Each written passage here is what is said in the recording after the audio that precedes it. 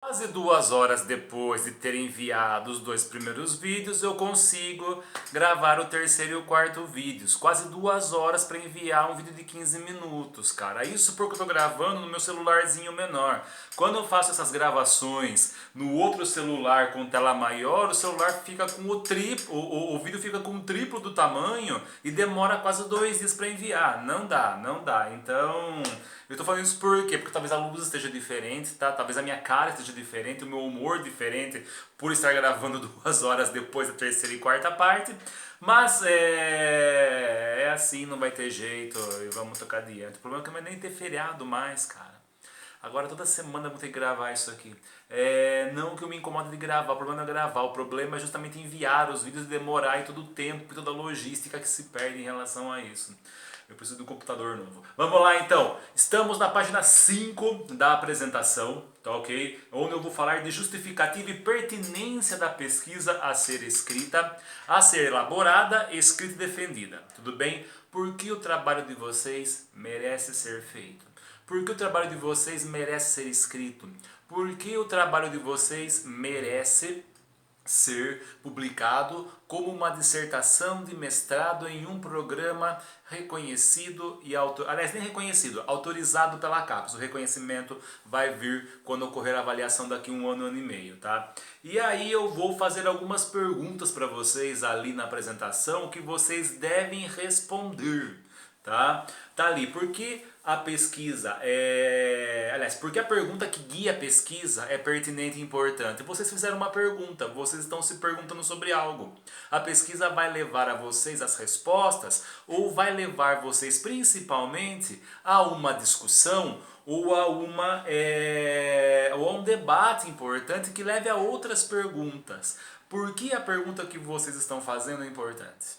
Por que essa pergunta ela tem a pertinência de ser reconhecida como científica? Fizemos já um longo debate sobre ciência.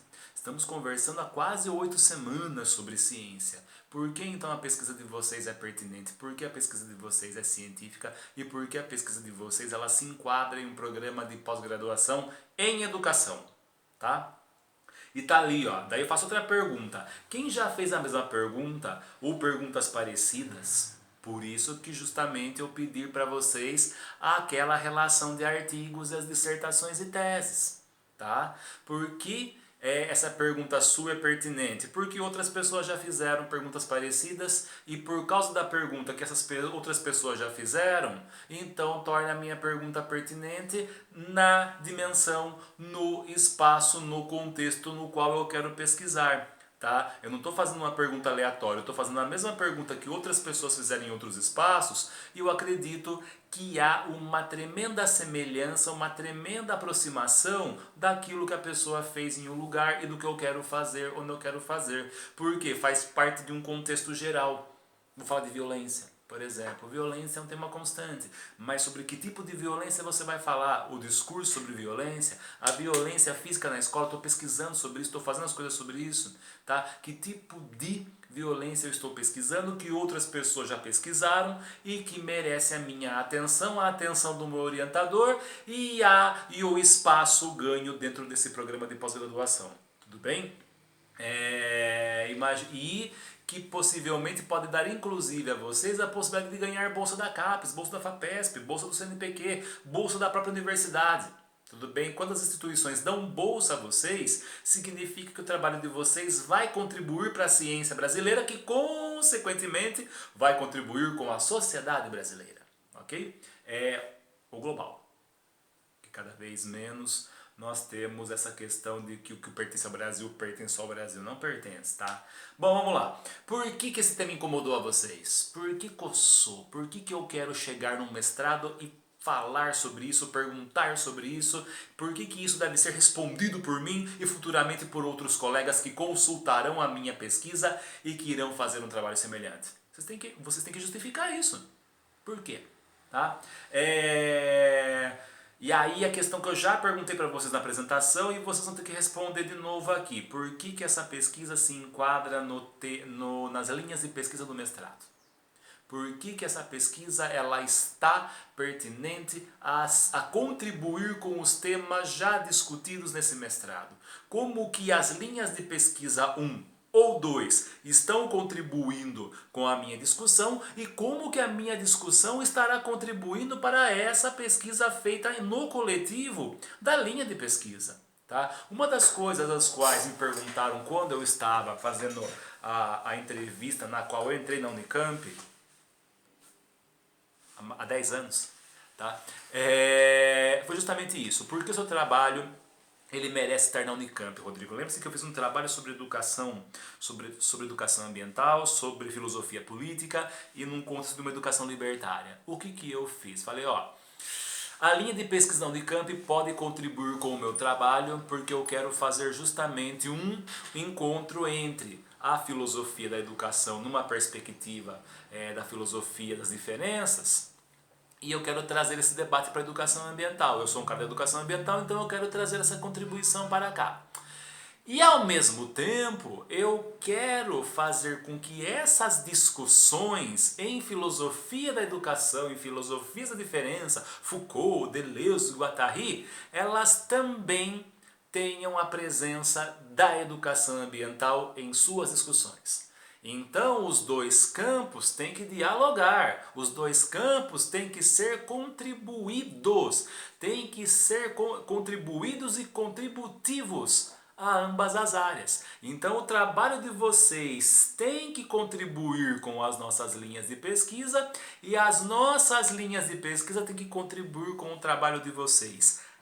É esse o jogo, é essa argumentação, é essa justificativa, entre outras, tá? Então tá ali, o mestrado vai contribuir ao seu trabalho? O seu trabalho vai contribuir com o mestrado, com a pesquisa que estamos fazendo? Respondam, caras pálidas. E aí vocês têm que ter um orientador para ajudar vocês a responder isso daí para mim. Você já tem uma vantagem que vocês têm em relação ao que os colegas anteriores não tinham, é que os colegas não tinham orientador antes da elaboração desse projeto. Vocês têm, tá? Lembrem-se, esse projeto ele vai funcionar para a atribuição de nota final nesse componente, mas principalmente ele será o guia de vocês na elaboração do texto da dissertação, tá? Vamos lá então. E ali está ali na página 5, então eu já abordei todas as questões relativas à justificativa e pertinência, tá? Pertinência, isso serve ou não serve? Será que realmente serve? Você tem que argumentar, você tem que botar a cabeça para funcionar para escrever um bom texto ali, tá bom? Sempre usando as referências, sempre usando os pensadores, sempre utilizando os teóricos da área, tá? Sejam os teóricos nacionais, sejam os teóricos internacionais, sejam os teóricos do campo mais geral, do campo mais específico. E em falar em geral e específico, agora passaremos a falar as coisas das quais eu terminarei esse vídeo. Nossa, já, Rodrigo? Ó, eu já estou em 8 minutos, eu gravo vídeos de 15 minutinhos, então eu estou muito ponderadinho no tempo das coisas que eu falo. Vocês precisam estabelecer um objetivo geral e precisam estabelecer objetivos específicos, tá? Um objetivo geral de 2 a 3 objetivos específicos.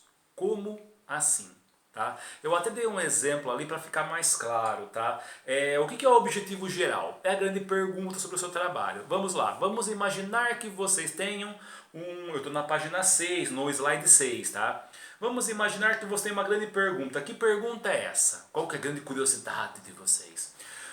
Por que tanta violência presente nas conversas cotidianas dos jovens da periferia? Por que a molecada nas escolas fala tanto em violência? Por que a violência está tão presente na fala dessas crianças? Por que a violência ela é um dos discursos favoritos dessas crianças? Tá? É uma pergunta. É uma pergunta inválida. É um objetivo geral? É um objetivo geral. Eu quero saber, tá, sobre isso. Ah, mas Rodrigo, você acabou de falar que não é para fazer trabalho geral. Mas esse não vai ser o seu trabalho geral, mas é a pergunta que te incomoda. Só que para responder essa pergunta, tá, vocês não vão conseguir fazer uma pesquisa geral em todas as escolas, em todos os espaços, em todos os campos. Imagine, não tem como, tá? Mas esse objetivo geral é uma pergunta geral. É aquilo que está te incomodando em relação à sociedade. Por que essa violência? Por que essa violência? Por que essa violência entre os jovens? Tudo bem? Em especial porque eu estou muito presente nas escolas, sei lá, de Santo Amaro, por exemplo. Nas escolas periféricas de Santo Amaro, essa pergunta ela bate bastante. Ah, então eu tenho uma pergunta geral, ou objetivo geral. Você tem uma pergunta, a partir dessa pergunta você tem um objetivo. Qual que é o objetivo do seu trabalho? Saber quais são as causas da disseminação do discurso da violência, do discurso violento entre os jovens da periferia de Santo Amaro. Tudo bem? Então qual que é a pergunta? Por que essa molecada fala tanto em violência? Qual é o objetivo? Saber como que se dá essa disseminação dessa violência como discurso, como fala, como enunciado. Tudo bem? Psicanálise adora os enunciados. Então como é que vocês vão utilizar das ferramentas metodológicas da psicanálise para falar sobre violência, que é um conceito epistemológico da psicanálise? Ok? Então tá lá. Pergunta. Por que tanta violência? Objetivo, a partir dessa pergunta, saber por que essa violência é disseminada. Tá? Mas mesmo assim, vocês não irão conseguir fazer um trabalho geral sobre Santo Amaro. Então é aí que nós entramos nos objetivos específicos, porque a partir daquela perguntona geral, vocês irão entrar nas perguntinhas específicas, tá? Vamos lá, eu tenho uma pergunta. Quais são os discursos de violência entre os meninos negros, ou os meninos brancos, ou os meninos pobres, em uma escola da periferia de Santo Amaro? Pergunta 1. Pergunta 2. O que pode ser caracterizado como violência? O que é essa violência? Tá? Então, antes de me perguntar por que existe essa violência, eu vou me perguntar o que é essa violência no discurso deles. Ah lá, discussão conceitual, lá no primeiro capítulo que eu sugiro a vocês. Tá? E pergunta 3. Por que existe a disseminação desse discurso entre os jovens? Vamos lá então, 3 perguntas. O que é a violência? Como essa violência está presente e como ela se dissemina? 3 perguntas específicas a partir daquela perguntona geral. Por que há essa violência? Entenderam? Perguntona geral que eu transformo em 3 perguntinhas específicas. E aí eu transformo essas 3 perguntinhas específicas em 3 objetivos específicos. Que objetivos específicos são esses? Vamos lá. Pergunta 1. Quais são os discursos de violência? Objetivo: identificar os discursos de violência. Pergunta 2. O que pode ser caracterizado como violência? Vamos lá então. Objetivo 2. Caracterizar a violência no cotidiano dos jovens. O que é essa violência no discurso? Pergunta 3. Por que existe essa disseminação e como essa violência se dissemina? E ali está lá, entender os processos de circulação e disseminação. Vocês vão dar conta dessas 3 perguntas? Talvez não. Talvez vocês tenham que cortar uma pergunta e cortar um objetivo específico. Não tem importância, tá? Vocês vão ter que fazer o que dá com o recurso e com o tempo que vocês têm. Tudo bem? O importante é que vocês esclareçam isso. O importante é que vocês tenham em mente como que vocês irão pegar a perguntona geral. Tudo bem? Como que vocês vão perguntar? Vão ter essa pergunta generalizada como preocupação social de vocês, o que é uma pergunta válida, o que causa o incômodo de vocês, o que vai causar esse primeiro olhar em relação ao objetivo de pesquisa. Vamos voltar lá em Paulo Freire, ó.